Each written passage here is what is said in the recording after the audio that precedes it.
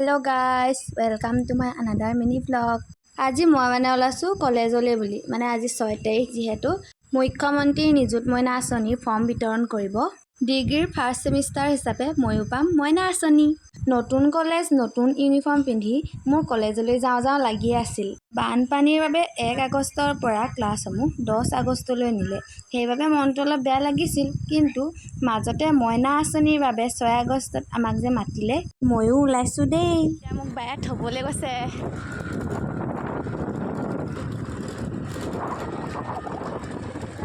বহুত ধুনীয়া লাগিছে একদম। আজি একদম কলেজ যাবলৈ স্কুলে আহিছে বায়ে বুলি।